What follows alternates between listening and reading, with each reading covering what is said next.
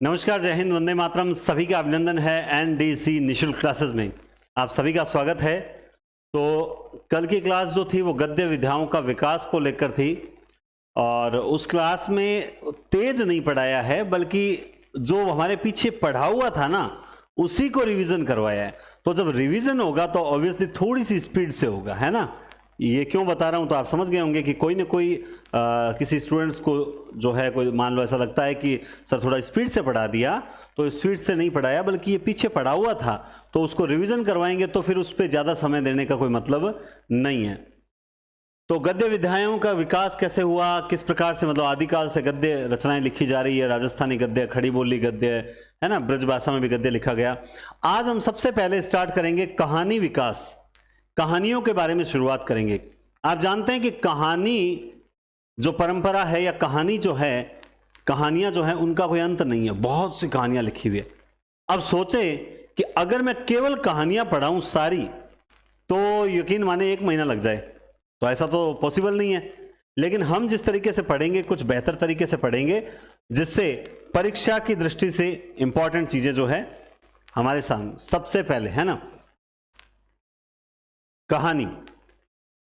तो मैं सबसे पहले अगर बात करूं तो आप लोगों को पता होगा कि सरस्वती पत्रिका जो है, सरस्वती पत्रिका जिसका प्रकाशन वर्ष है 1900 ईस्वी, इस वर्ष से जो है मेरी राइटिंग बहुत ज्यादा साफ है। कई बार मैं सोचता हूं कि कहीं मेरी भी नजर न लग जाए, हकीकत बात है।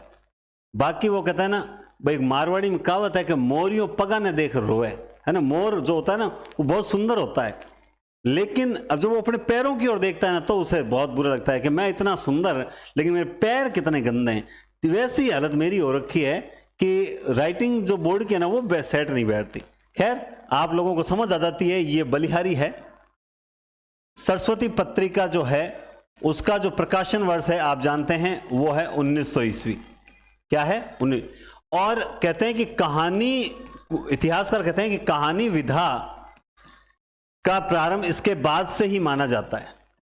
कहानी विधा का प्रारंभ जो है इस सरस्वती पत्रिका के बाद से ही माना जाता है। साफ दिखाई दे रहा है, ठीक है। अब एक चीज आती है कि भाई जैसे, अच्छा ये साथ में ये क्या है, कहानी जितनी भी गद्य विधाएं हैं उन सब में लोकप्रिय विधा मानी जाती है। क्या मानी जाती है? लोकप्रिय विधा। इस कहानी को कुछ लोग कथा कहते हैं, कुछ लोग आख्यायिका कहते हैं, कुछ लोग गल्प कहते हैं, तो अलग अलग नामों से भी जाना गया है। अब बात करते हैं सरस्वती पत्रिका के पहले अंक की। क्यों बात करेंगे पहले अंक की? क्योंकि इस पहले अंक में कुछ स्पेशल हुआ था। इस पहले अंक में कुछ स्पेशल हुआ था। तो मैं बात करूं इसके पहले अंक की। इसके पहले अंक में इंदुमती छपी थी। कौन सी पत्रिका छपी थी? कहानी छपी थी इंदुमती, जो सरस्वती पत्रिका के पहले अंक में छपी हुई कहानी है। तो ये अपने आप में इंपॉर्टेंट हो ही जाती है। क्यों हो जाती है? क्योंकि इस कहानी को जो ARC यानी आचार्य रामचंद्र शुक्ल जो हैं, वो क्या कहते हैं, इस कहानी को रामचंद्र शुक्ल ने कहा था। मतलब इसको पहली बार उन्होंने क्या कहा था? कहानी कहा था। रामचंद्र शुक्ल ने इसको कहा था कहानी। लेकिन इस इंदुमती को ही आख्यायिका कहा है। किसने कहा है आख्यायिका? किशोरीलाल गोस्वामी ने। किशोरीलाल गोस्वामी ने कहा कि भाई ये कहानी नहीं है, ये तो क्या है? आख्यायिका है। किसने कहा? किशोरीलाल गोस्वामी ने इसको क्या कहा?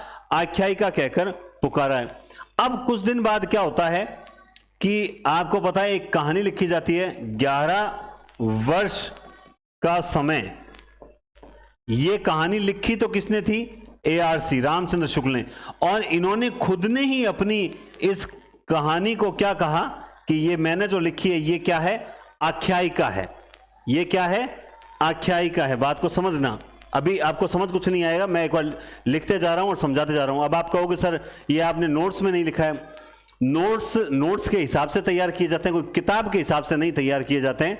वो इंपॉर्टेंट फैक्ट्स हैं सारे, वो भी आ जाएगा अभी, लेकिन उससे पहले थोड़ी रूपरेखा जो चर्चा है वो करनी जरूरी है। तो इंदुमती को एआरसी ने क्या कहा था भाई ये तो क्या है, कहानी है। लेकिन इंदुमती को किशोरीलाल गोस्वामी ने क्या कहा कि ये तो क्या है, आख्यायिका है।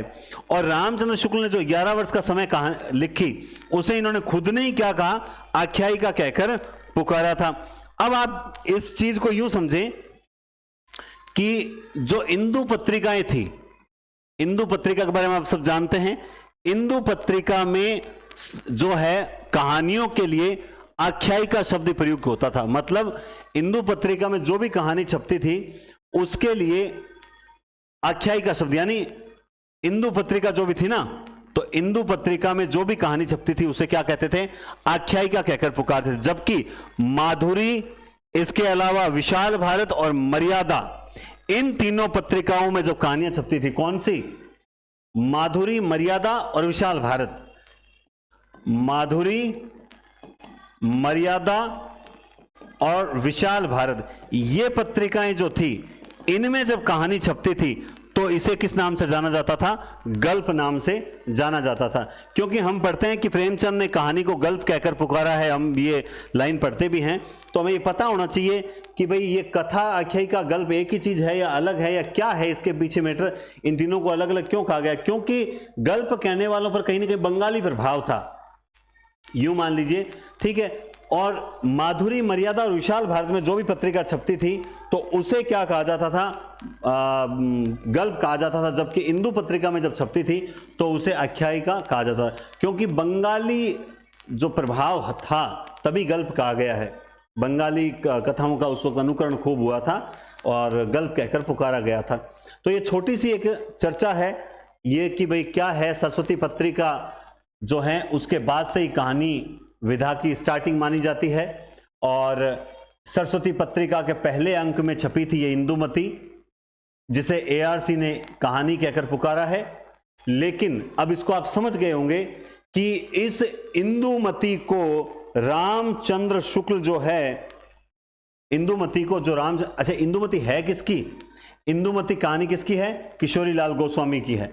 किशोरीलाल गोस्वामी कहते हैं कि इंदुमती मेरी आख्यायिका है, लेकिन रामचंद्र शुक्ल कहते हैं नहीं भाई साहब, ये आपने जो लिखी है ये कहानी है और हिंदी की पहली कहानी है। इन्होंने, रामचंद्र शुक्ल ने लिखी 11 वर्ष का समय और कहा मेरी ये आख्यायिका है, 11 वर्ष का समय आख्यायिका है। तब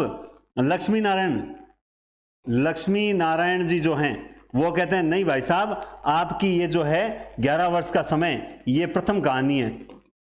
बात समझ रहे हो, ये बातें क्या है कि पहली कहानी किस विद्वान ने पहली कहानी किस किस को माना, तो उसको लेकर ये चर्चा है। मैं आपको यहां समझाता हूं, ठीक है। सबसे पहले जैसे अपन बात करते हैं, कई कहानियां आई और कई कहानियां गई। सबसे पहले अगर मैं बात करूं तो एक जमींदार का दृष्टांत नाम से आपने एक कहानी सुनी होगी, आपके नोट्स में नहीं लिखा हुआ है, मैं बता दूं। एक जमींदार का दृष्टांत, ठीक है, एक जमींदार का दृष्टांत। इसके अलावा आपने इंदुमती, इसके बारे में सुना होगा। इसके अलावा आपने 11 वर्ष का समय, इसके बारे में सुना होगा। इसके अलावा आपने उसने कहा था, ये भी सुना होगा। इसके अलावा आपने एक टोकरी भर मिट्टी, इसके बारे में भी सुना होगा। तो ये जो 4 5 कहानियां मैंने यहां लिखी है ना, ये कहां तक इंपॉर्टेंट है, एक कहानी और लिख देता हूं, उसके बाद नहीं लिखूंगा मैं, इन पर ही चर्चा करेंगे पेपर में आने की दृष्टि से। दुलाई वाली, ये इतनी कहानियां हैं। तो अब इन कहानियों को प्रथम किसने माना, क्या माना, वो जानना जरूरी है, ठीक है। तो यहां पर ये कहानी के जो कहानीकार हैं वो कौन है, यहां तो बताएंगे कहानीकार है जो, और यहां मैं आपको बताऊंगा प्रथम मानने वाले, है ना। तो सबसे पहले एक जमींदार का दृष्टांत जो है, कोई न्यूटन नाम का अंग्रेजी व्यक्ति है। क्या है, न्यूटन नाम का है, पूरा नाम नहीं पता, मतलब रेवरेंड R.J. न्यूटन नाम से है। तो राजेंद्र बुढ़ालिया जो है, राजेंद्र बुढ़ालिया, ये कहते हैं कि ये हिंदी की प्रथम कहानी है। ये हिंदी की किसकी है प्रथम कहानी। इंदुमती आपको पता अभी बताई है, किशोरीलाल गोस्वामी, किशोरीलाल गोस्वामी इनकी कहानी है। रामचंद्र शुक्ल, आचार्य रामचंद्र शुक्ल, रामचंद्र शुक्ल कहते हैं कि ये इंदुमती जो है हिंदी की प्रथम कहानी है। बात समझ गए। हाँ, 11 वर्ष का समय किसकी है, रामचंद्र शुक्ल की कहानी है। लेकिन अपने 11 वर्ष का समय रहा, हाँ, लक्ष्मी नारायण जी जो हैं, लक्ष्मी नारायण लाल पूरा नाम है, ये कहते हैं कि रामचंद्र शुक्ल ने जो 11 वर्ष का समय लिखी, ये हिंदी की प्रथम कहानी है।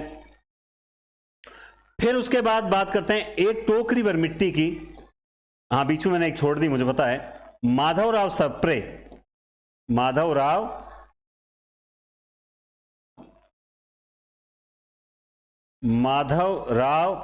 सप्रे, ये इन्होंने लिखी एक टोकरी भर मिट्टी। कौन सी लिखी, टोकरी भर मिट्टी। और देवी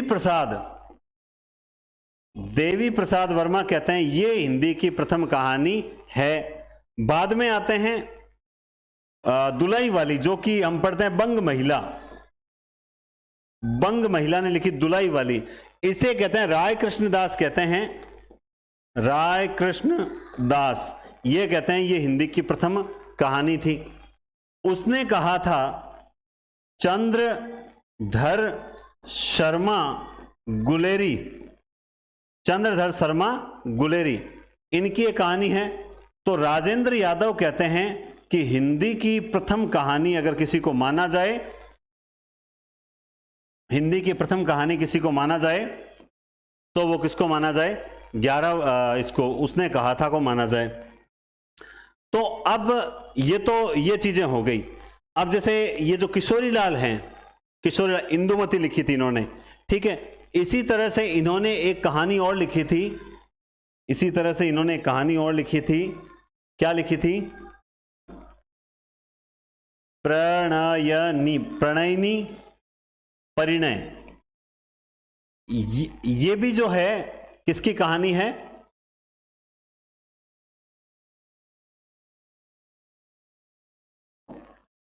ये भी किशोरीलाल की कहानी है। कौन सी, प्रणयनी परिणय। बच्चन सिंह कहते हैं, कौन कहते हैं, बच्चन सिंह कहते हैं कि जो किशोरीलाल गोस्वामी की जो प्रणयनी परिणय है वो हिंदी की प्रथम कहानी मानी जाती है। तो सब विद्वानों का अलग अलग मानना है। आप यूं मान लीजिए, सब विद्वानों का अलग अलग, प्रणयनी है, प्रणयनी, हाँ सही है, प्रणयनी परिणय, ओके। तो एक जमींदार का दृष्टांत तो कोई खास बात नहीं है, आप याद मत रखना। किशोरीलाल गोस्वामी की दो कहानियां हैं, इंदुमती और प्रणयनी परिणय। इंदुमती को रामचंद्र शुक्ल प्रथम कहानी मानते हैं, प्रणयनी परिणय को बच्चन सिंह प्रथम कहानी मानते हैं। आगे चलते हैं। 11 वर्ष का समय रामचंद्र शुक्ल की कहानी है, जिसे लक्ष्मी नारायण लाल जो है हिंदी की प्रथम कहानी मानते हैं। उसने कहा था को राजेंद्र यादव हिंदी की प्रथम कहानी मानते हैं, चंद्रधर शर्मा गुलेरी की है।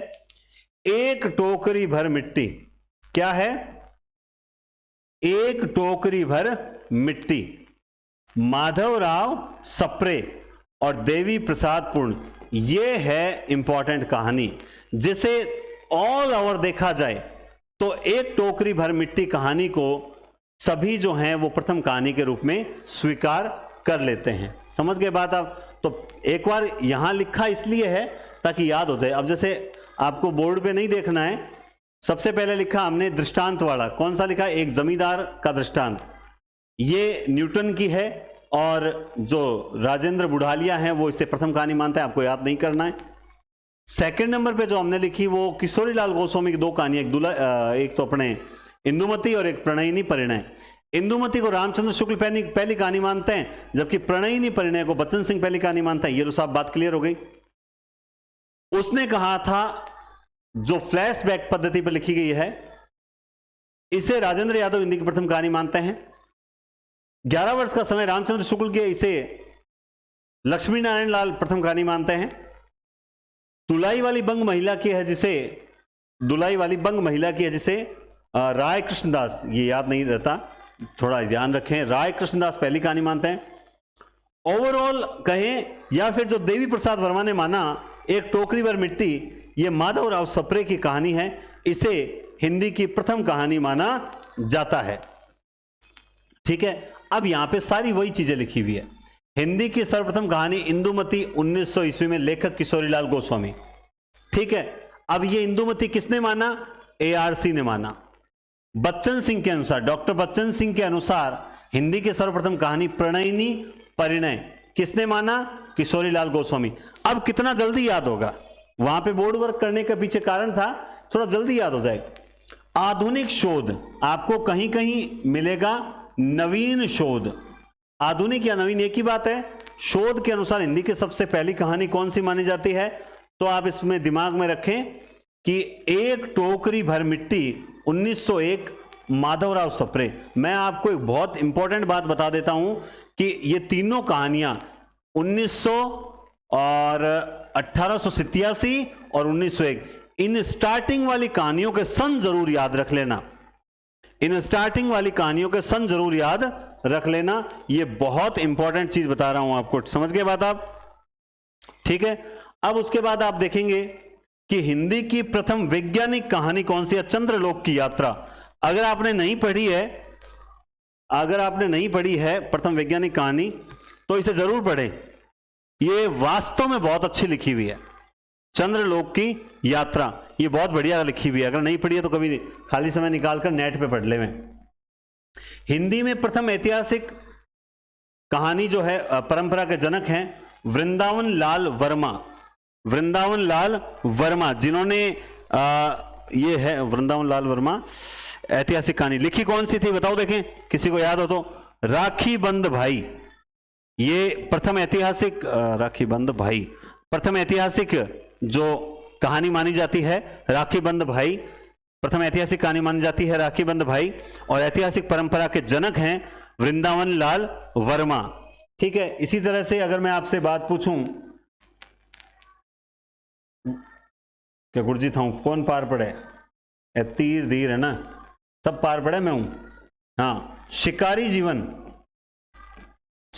जीवन को लेकर लिखने वाले, शिकारी जीवन को लेकर जिन्होंने सबसे पहले लिखा, उनका नाम है श्रीराम शर्मा। इन्होंने शिकारी जीवन को लेकर हिंदी में सबसे पहली कहानी लिखी थी। तो याद रखें कि शिकारी जीवन पर लिखने वाले सबसे पहले व्यक्ति कौन थे? श्रीराम शर्मा। प्रथम वैज्ञानिक कहानी कौन सी है? चंद्रलोक की यात्रा। हिंदी में ये शायद नेट में लगती है मेरे ख्याल से, जहां तक हिंदी में ऐतिहासिक कहानी परंपरा का जनक वृंदावन लाल वर्मा, और सबसे पहली कहानी लिखी थी राखी बंद भाई। कौन सी लिखी? राखी बंद भाई लिखी थी, याद रखें, इंपॉर्टेंट है। ठीक है, अब एक चीज और आती है कि मुस्लिम पात्रों को लेकर कहानी लिखने वाले, मतलब मुस्लिम पात्रों को लेकर कहानी लिखने वाले कहानीकारों में कहानीकार कौन कौन से हैं, या मान लो इस तरह से आ जाए कि मुस्लिम पात्रों को लेकर लिखने वाले कहानीकारों में निम्न में से कौन शामिल नहीं है, तब उसमें आप सबसे पहले याद रखें, उसमें मुंशी प्रेमचंद का नाम सबसे पहले आता है, दूसरा आता है यशपाल का नाम, और तीसरा आता है अमृत लाल नागर। ये तीन व्यक्ति हैं जिन्होंने मुस्लिम पात्रों को लेकर जो है वो कहानियां लिखी है। ठीक है, किसको लेकर लिखी है? मुस्लिम पात्रों को लेकर कहानियां लिखी है। अब बात करते हैं कहानी के जो चरण हैं। कुछ किताबें आपको 6 चरण बताती है, बाकी मैं आपको कुल 5 ही चरण बताऊंगा। कहानी के जो हैं वो कुल 5 चरणों की बात करेंगे हम। कितने चरणों की बात करेंगे? 5। अब जैसे एक चीज और बता देता हूं, ये एक टोकरी भर मिट्टी, अब ये जो कहानी है ना, ये छत्तीसगढ़ पत्रिका में छपी थी, छत्तीसगढ़ पत्रिका में छपी थी। अब केवल इतना ही नहीं है, बल्कि इसकी जो मतलब ये जो है किस लैंग्वेज में लिखी हुई है, सॉरी इस तरह नहीं, हाँ, जैसे ये प्रतीकात्मक कहानी है। ये किस प्रकार की कहानी है? प्रतीकात्मक कहानी है, ये बताना जरूरी है। ये प्रतीकात्मक कहानी है और छत्तीसगढ़ पत्रिका में जो है ये छपी थी। छत्तीसगढ़ पत्रिका का छत्तीसगढ़ मित्र नाम था, छत्तीसगढ़ मित्र नाम से एक पत्रिका छपती थी, उसमें ये सबसे पहले छपी थी, है ना। और इसकी भाषा को ठेठ देसी हिंदी बताया गया है। एक टोकरी भर मिट्टी जो है इसकी भाषा को ठेठ देसी हिंदी भाषा बताया गया है। 5, ठीक है। हाँ, अब बात करते हैं 5 चरणों की। तो जब सबसे पहले 5 चरणों की बात करेंगे तो आप पहले चरण का नाम लीजिए पूर्व प्रेमचंद युग। क्या लोगे? पूर्व प्रेमचंद युग। दूसरे का आप नाम क्या लोगे? आप लोगे प्रेमचंद युग। क्या लोगे? प्रेमचंद युग। तीसरे का क्या लोगे भाई? आप लोगे प्रेमचंदोत्तर युग। उसके बाद चौथे का क्या लोगे आप? नई कहानी। पांचवें का क्या लोगे आप? साठोत्तरी।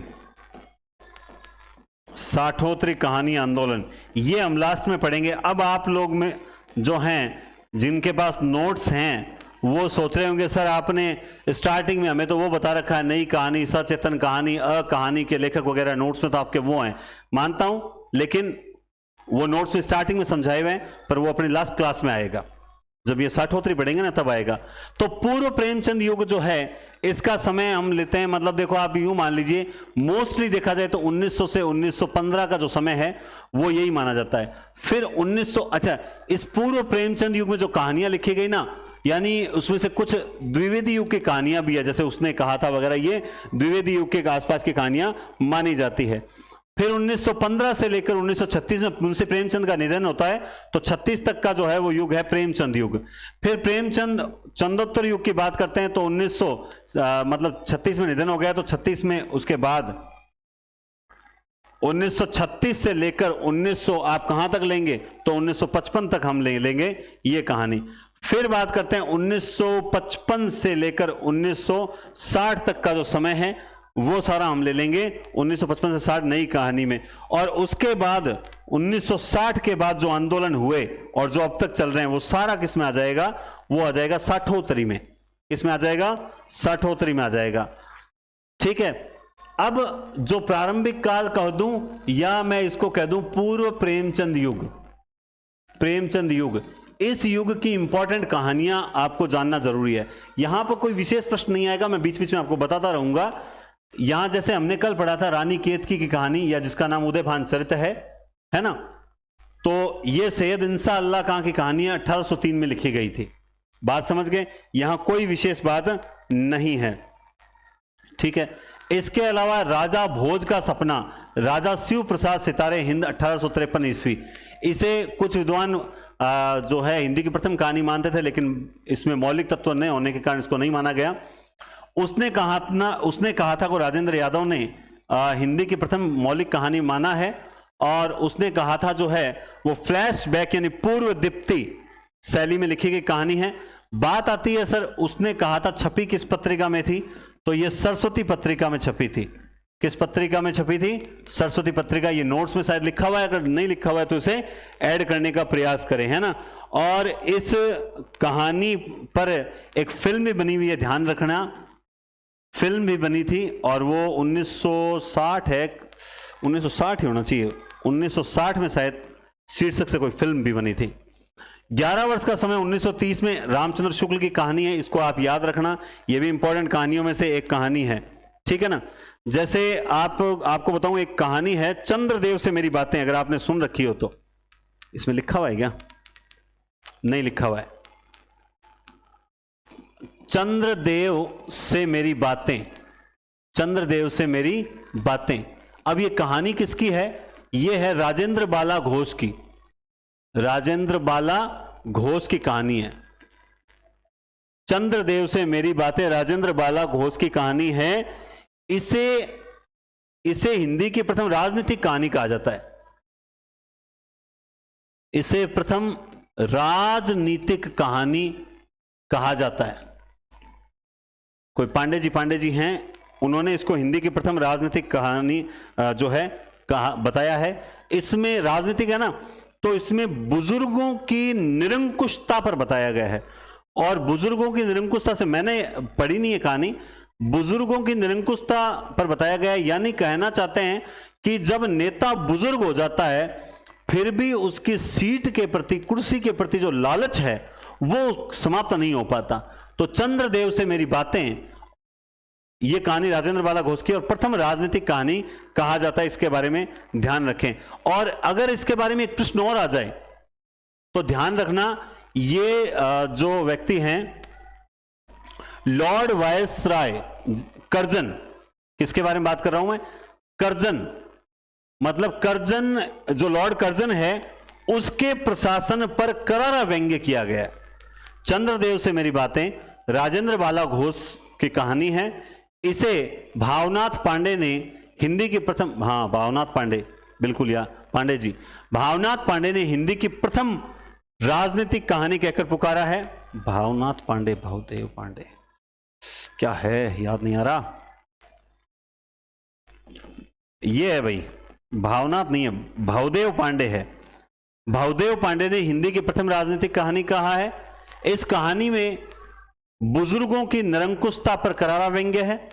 और अगर प्रशासन की बात करेंगे तो लॉर्ड कर्जन के प्रशासन पर करारा व्यंग्य किया गया है। ठीक है, इसी तरह से आप लोग पढ़ के आए थे, अभी दुलाई वाली। कौन सी कहानी पढ़ी थी आपने? दुलाई वाली। अब ये दुलाई वाली क्या है? ये दुलाई वाली जो कहानी है बंग महिला की, ये किस पर लिखी हुई है? ये बंगाल विभाजन पर लिखी हुई है। किस पर है? बंगाल विभाजन पर लिखी हुई कहानी है दुलाई वाली। तो अगर आपसे मान लो सीधा पूछ ले कि बंगाल विभाजन का जो हुआ था उस पर कौन सी कहानी लिखी गई है, निम्न में से बंगाल विभाजन पर कौन सी कहानी लिखी गई है, तो वो दुलाई वाली है। अब आपसे फिर एक बात और पूछ ले कि इसकी शैली कैसी है, तो ये हास्य प्रधान शैली है। कैसी शैली में लिखी गई है? हास्य। दुलाई वाली बंग महिला की है। कृष्णदास ने इसको प्रथम कहानी माना है। हास्य प्रधान शैली में लिखी गई है, बंगाल विभाजन पर लिखी गई है। एक टोकरी भर मिट्टी प्रतीकात्मक कहानी कही जाती है। ठेठ देसी हिंदी का प्रयोग इसके अंदर किया गया है। ओवरऑल इसी को हिंदी की प्रथम कहानी माना जाता है। इस बात के बारे में विशेष ध्यान रखें। ठीक है, चलिए ये हो गया, ये हो गया। अब आइए आगे। तो उसने कहा था, ये हो गया, राजेंद्र यादव ने इस कहानी को हिंदी की प्रथम मौलिक कहानी सरस्वती पत्रिका में फिल्म 1960 भावदेव पांडे। ठीक है, ओके। अब बात करते हैं रक्षाबंधन ताई विधवा। रक्षाबंधन के दिन ताई जो थी वो विधवा हो गई। विश्वंभर नाथ शर्मा कौशिक की कहानी है। रक्षाबंधन के दिन जो ताई है वो क्या हो गई? विधवा हो गई। और ये कहानी विश्वंभर नाथ शर्मा कौशिक की कहानी है। इनकी और भी अगर मैं बात करूं तो जैसे गल्प मंदिर, क्या है? गल्प मंदिर। और एक है चित्रशाला। गल्प मंदिर और चित्रशाला नाम से भी इनके कहानी संग्रह लिखे गए हैं। ठीक है ना। चित्रशाला तो कहा जाता है कि कुल 2 भागों में है। चित्रशाला जो है वो 2 भागों में, बस ये 2 ही याद रख लो, ज्यादा माथापोड़ी करने की जरूरत ही नहीं है।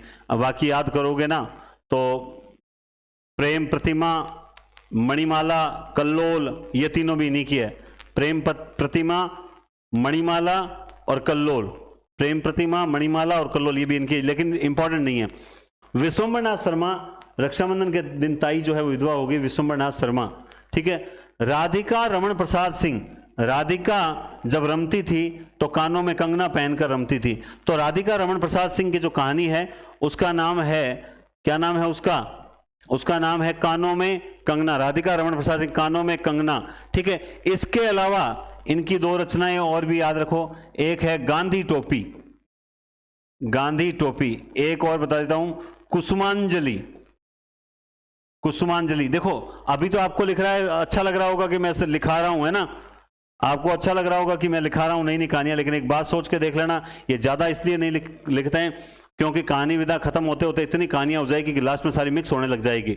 तो फालतू ज्यादा लालच मत करें, ज्यादा लालच मत करें। नोट्स में जितना लिखा हुआ है, ठीक है, एक आध कोई आपको खुद को लगे कि हाँ, जैसे अभी गल्फ मंदिर क्यों लिखना है, नहीं पूछा जाएगा। चित्रशाला 2 भाग में इसलिए मैंने लिख दिया। ठीक है। गांधी टोपी, कुसुमांजलि, बिजली, क्योंकि जब अपनी गाइड वगैरह आएगी तो उसके बाद में जो है उसमें ये सारा मैटर आपको मिल जाएगा। मतलब गाइड मतलब किताब जब निकालेंगे तो उसमें सारा मैटर मिल जाएगा। तो फालतू ज़्यादा लिखो मत, नोट्स को नोट्स की तरह रहने दो, नोट्स को नोट्स की तरह रहने दो, ताकि एग्जाम के समय रिवीजन कर पाओ। लिखना चाहते हो ना तो ये लिखा करो, उसने कहा था सरस्वती पत्रिका में प्रकाशित हुई थी, लिखना चाहते हो तो ये 3 चीज लिखनी चाहिए। लिखना चाहते हो तो आपको ये लिखनी चाहिए, प्रतीकात्मक कहानी है छत्तीसगढ़ पत्रिका में। मतलब जो जितना लिखा हुआ है ना, मेरे नोट्स में जितना लिखा हुआ है उसी से संबंधित अगर कुछ एक्स्ट्रा बताता हूं तो लिखो, वरना ये एक्स्ट्रा ये लिखोगे तो इतनी हो जाएगी जिसकी कोई हद ही नहीं है, आप ये मान के चले, है ना। जैसे ये ताई है, ताई पर एक बंगला कहानी है, ताई पर एक बंगला कहानी है, बिंदुर छेले ऐसा कुछ है, बिंदुर छेले, इस कहानी का प्रभाव है। तो अब मान लो ये चीज थोड़ी सी काम की है कि भाई हाँ, ताई पर जो है बंगला कहानी है बिंदुर छेले, क्या नाम है, बिंदुर छेले, इसका प्रभाव दिखाई देता है बस। और इसके अलावा अगर आपसे एक प्रश्न पूछा जाए कि मुंशी प्रेमचंद पर किस कहानीकार का सर्वाधिक प्रभाव दिखाई देता है, तो विश्वंभर नाथ शर्मा कौशिक का। क्यों दिखाई देता है? क्योंकि इनकी कविताओं का विषय भी पारिवारिक समस्या, बाल विवाह, है ना, और मजदूरी, ये सब विषय हैं, और प्रेमचंद की कहानियों के भी यही विषय रहे। तो ये प्रेमचंद से पहले लिखने वाले थे, इसीलिए प्रेमचंद पर इनका प्रभाव दिखाई देगा, न कि जो है प्रेमचंद का प्रभाव इन पर दिखाई देगा दहेज प्रथा पर। और इन्होंने भी कहानियां जो है वो खूब लिखी है, इस बात को भी विशेष ध्यान रखें, इन्होंने भी खूब कहानियां लिखी है। कर्तव्य बल, पगली, विद्रोह, ये कहानियां भी इन्हीं की है। कर्तव्य बल, पगली, विद्रोह, देखो मैं बताता जाऊंगा किताबों में, क्यों ये याद इसलिए रह रही है, मैं तो साफ साफ बात बताता हूं, आप और चाहे मैं हूं, हम कोई विद्वान नहीं है, और मुझे एक्स्ट्रा 2-4 इसलिए याद होती है आपसे, क्योंकि जब किताब अपने टाइप करते हैं, जो किताब प्रूफ रीडिंग के बाद जो करेक्शन करवा रहे हैं, तो एक एक चीज पढ़नी पड़ती है। आप तो पढ़ते हो, कह रहे मजबूरी में करे यार पढ़ना है, सिलेक्शन वगैरह वगैरह, और हम पढ़ते हैं कि कोई गलती ना रह जाए, क्योंकि पहली किताब है, अच्छा प्रदर्शन होना चाहिए, सब चाहते हैं जीवन में कुछ तरक्की करना, तो एक एक चीज़ लिखाते हैं, तो सोचते हैं कि अगर पढ़ाएं तो कैसे पढ़ाएंगे, तो इसलिए थोड़ा सा ट्रिक करते हैं, तो थोड़ी सी 2-4 ज़्यादा याद रहती है, और कोई विशेष बात नहीं है। आपकी ये जो क्लास है ना, अब कितनी देर की हुई मुझे नहीं पता, लेकिन इससे पहले मैंने आज 2-2.5 घंटे इसको देखा, मैंने कहा ये ज़्यादा उलझ ना जाए, बहुत सुलझी हुई तरीके से पढ़ानी है। और जिनके पास नोट्स है ना, तो नोट्स मेरे पास यहाँ नहीं रखें, तो नोट्स हैं, तो मैं आपको बताऊं, जिनके पास नोट्स हैं, हाँ, जिनके पास नोट्स हैं उन सबको पता है, और वो अभी हाँ भी भरेंगे, आप देख लेना। इस तरह से पेज में 2 साइड होते हैं ना, तो जिनके पास नोट्स हैं उनको पता है ये अब तक जो मैटर मैंने पढ़ाया ये सिर्फ यहां तक का मैटर है, इतना सा मैटर ही पढ़ाया मैंने आपको, यानी एक पेज का भी जो है आधा पेज, और ये इतना भी नहीं है, ये भी नहीं है, सिर्फ यहां से लेकर यहां तक इतना सा मैटर पढ़ाया है आपको, ये बस एक्स्ट्रा थोड़ा लिखा दिया, ये चीजें उसमें लिखी भी नहीं है। क्यों? क्योंकि इतने से मैटर को मैंने इतना टाइम दिया ताकि मैं चाहता हूं कि प्रारंभिक काल की कहानी आपको याद रह जाए। जैसे अभी हम बात कर लेते हैं वो दृष्टांत वाली कहानी, आपको कैसे याद रहेगा? वो सबसे पहले सर ने वो दृष्टांत बताई थी, कोई कहानी, वो न्यूटन की थी, हाँ बस इतना ही याद रखना, ज्यादा याद रखना ही नहीं है। फिर वो बुढ़ालिया थे, उन्होंने राजेंद्र बुढ़ालिया, उन्होंने प्रथम कहानी मानी। फिर बात करते हैं 11 वर्ष का समय किसकी है? बोला रामचंद्र शुक्ल की। किसने माना? लक्ष्मी नारायण लाल ने हिंदी की प्रथम कहानी माना। एक टोकरी भर मिट्टी किसकी है? माधवराव सप्रे की है। देवी प्रसाद जी ने जो हिंदी की प्रथम कहानी माना। दुलाई वाली किसकी है? बंग महिला की है, लेकिन जो अपने राय कृष्णदास है उन्होंने हिंदी की प्रथम कहानी माना। उसने कहा था, किसने माना? राजेंद्र यादव ने माना, जो चंद्रधर शर्मा गुलेरी की कहानी है, और चंद्रधर शर्मा गुलेरी और उनकी फ्लैशबैक पद्धति में लिखी गई कहानी को प्रथम कहानी माना है। तो हमने कोई विशेष थोड़ी पढ़ा है, लेकिन मुझे पता है यहाँ उलझते हैं अपन, यहाँ हम उलझ जाते हैं। जैसे किशोरीलाल गोस्वामी की 2 कहानियां हमने बताई थी, इंदुमती और प्रणयिनी परिणय। प्रणयिनी परिणय बच्चन सिंह की है, और इंदुमती जो है मतलब बच्चन सिंह ने मानी है प्रथम कहानी, और इंदुमती को रामचंद्र शुक्ल ने हिंदी की प्रथम कहानी माना। तो मैंने स्पेशल क्या पढ़ा दिया? कुछ नहीं पढ़ाया। ऐतिहासिक वृंदावन लाल वर्मा, और पहली वैज्ञानिक कहानी चंद्रलोक की यात्रा, और शिकारी जीवन को लेकर जो लिखी थी वो श्री राम शर्मा ने सबसे पहले लिखा था। तो इसमें कुछ स्पेशल नहीं है, इस क्लास में कुछ स्पेशल नहीं है, लेकिन जो स्टार्टिंग है वो बहुत ढंग से होनी चाहिए। अब जैसे मैं लोग कल की क्लास में आऊंगा, देखो अब आप एक चीज मानना, कुछ लोग तो मुझे पता है फट से चले गए होंगे अब तक। एक तो ये चीजें लाइव देखें, नंबर 1 कोशिश करें। कल एक 100+ स्टूडेंट लाइव थे, तुम ईमानदारी से कह रहा हूं वैकेंसी बहुत जल्द आने वाली है, आप लोग रेगुलर रहें। 9 बजे का टाइम, कम से कम 100 क्लासेस तक तो क्या क्या मैटर होगा बता देता हूं। साहित्य हो चुका है, ये गद्य विधाएं और काव्य शास्त्र होगा ना, तब तक 100 क्लास तो वो हो जाएगी। और उसके बाद कम से कम 50 क्लास और रहेगी। 50 क्लास होगी बाद में व्याकरण की, और जो फर्स्ट ग्रेड में आपके आता है ना, जो अपने क्या कहते हैं उसे, वो जो पत्रों से संबंधित समाचार पत्र है ना, आलेख हैं, समाचार पत्र हैं, कविता लेखन है, निबंध लेखन है, और वो क्या कहते हैं, नाम याद नहीं आ रहा, बताओ, कार्यालय पत्र हैं, ठीक है, संविदा है, निविदा, संविदा क्या, निविदा, कार्यालय पत्र हैं, ये सारी चीज़ें जो हैं, ये इनको लेकर 50 क्लास हो जाएगी। यानी कुल आपका फर्स्ट ग्रेड का सिलेबस जाएगा 200 क्लासेस में। लेकिन 200 क्लासेस से बाहर फिर पेपर नहीं जाएगा, ये मान के चलें, फिर 200 क्लासेस से बाहर पेपर नहीं जाएगा। इसलिए ढंग से पढ़ें, और वैकेंसी आने के बाद हिंदी पॉइंट पर जो अभी एक संपूर्ण पाठ्यक्रम की टेस्ट सीरीज चल रही है, मैं पहले बार बार हर क्लास में रिपीट करता हूं, एक चीज बता देता हूं, ये संपूर्ण पाठ्यक्रम की टेस्ट सीरीज है। क्या है? Test series. टेस्ट सीरीज का मतलब चाहे सेकंड ग्रेड हो, फर्स्ट ग्रेड हो, नेट हो, एसआई हो, रीट हो, हिंदी से संबंधित कोई भी वैकेंसी की तैयारी जो होगी इसमें होगी, और इसमें टेस्ट की संख्या जो है वो 100+ होगी। इसका मूल्य 100% बढ़ेगा, क्योंकि इसमें मैं कुछ ये क्लासेज जो हैं, कुछ क्लासेज जो मेरे पीछे व्हाइट बोर्ड की क्लासेज हैं, वो भी मैं इसमें रिकॉर्ड करूंगा। मैं आपको क्लियर बता रहा हूं, मैं वो भी क्लासेज इसमें रिकॉर्ड करूंगा, अपलोड करूंगा। तो आपके लिए ये संपूर्ण पाठ्यक्रम वाले ठीक है, और बाद में इसका मूल्य बढ़ेगा। जितना जल्दी हो सके इस टेस्ट सीरीज को लीजिए, क्योंकि 1 जून से टेस्ट सीरीज स्टार्ट हो रही है हिंदी पॉइंट एप्लीकेशन पर।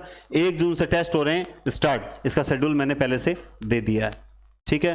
और ये कहानी विधाएं जो है, ये आपको आज थोड़ा सरल लगा होगा, क्योंकि हमने टोटल 10 या 12 कहानियां याद की है, इंपॉर्टेंट। सारी मैं नहीं बताऊंगा, सिर्फ इंपॉर्टेंट। कल और बढ़ेंगे आगे, पीछे वाला भूलते चले जाओ। मैं इसीलिए हर कहानी में कुछ उसकी स्पेशल बात होगी। जैसे मैंने अभी बताया, चंद्रलोक की यात्रा जो है, चंद्रलोक की जो यात्रा है, वो कहानी है चंद्रदेव से मेरी बातें। ये राजनीतिक कहानी है, बहुदेव पांडे ने कहा है। तो ये जो इस तरह की चीजें इसलिए बताता हूं ताकि आपको याद रह जाए। तो आप क्लास रेगुलर लेने का प्रयास करें। ये पीछे वाला जो है ना, रीतिकाल भक्तिकाल की तरह इजी पार्ट नहीं है, ये बहुत कठिन पार्ट है, और इस पर समय बहुत कम लोग देते हैं। 3 या 4-5 दिन के अंदर विधाएं सारी कंप्लीट करवा देते हैं। अपन वैसे नहीं करेंगे, अपन बढ़िया तरीके से करेंगे। तो थोड़ा ढंग से पढ़ें और रेगुलर क्लास लेने का प्रयास करें। कोशिश करें संख्या थोड़ी ज़्यादा रखें।